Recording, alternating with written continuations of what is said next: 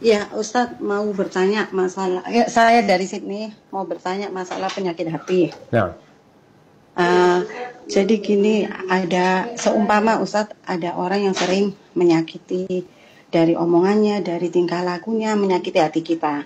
Dan orang itu lebih tua dari kita. Dan dia itu merasa tidak pernah merasa berbuat salah kepada kita. Nah, kita kan manusia Ustadz ya. Kadang kalau ada orang yang begitu mendingan kan menjauh. Tapi ini keluarga. Sebaiknya bagaimana sikap kita terhadapnya? barakallahu fiik, berkaitan dengan kita yang sakit hati. Ini sakit hati yang model pertama yang kita langsung rasakan sakitnya itu. Tidak seperti orang yang hasad nggak tahu kalau dia sedang sakit hati. Bagaimana kita mengobatin ketika ada orang keluarga kita, kerabat kita yang menyakitin kita, tapi dia nggak ngerasa menyakitin kita. Ucapannya pedas kadangkala. Tugas kita yang pertama memaafkan. Ini yang pertama. Karena ada orang-orang yang dia nggak merasa aja. Maka kita nggak perlu sakit hati. Kita, oh fulan itu memang kayak gini omongannya. Mamanya seperti itu. Tapi ada orang yang nggak boleh dibiarkan.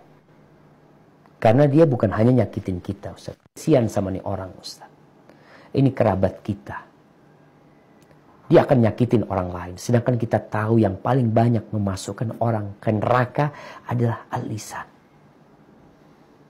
Maka kita sebagai saudara, bagaimana kita menasehatinya. Namun ini lebih tua. Ini kalau mau dikasih tahu kadangkala malah berantem. Iya, cara ngasih taunya harus dengan cara yang paling indah. Contohnya, mungkin nggak lewat Ana. Ana seumuran sama dia. Kalau Ana ngasih tahu kayaknya ribut.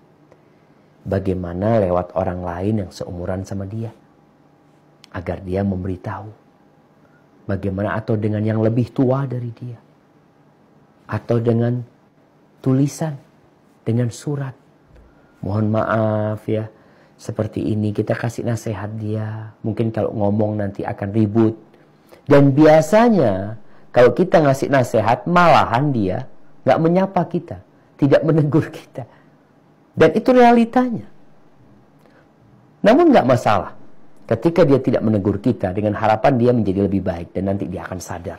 Kita tetap menjalin hubungan baik kepada dia. Dengan harapan, ya tadi. Harapannya orang itu bisa berubah menjadi lebih baik. Maka dengan cara yang sesuai dengan dia.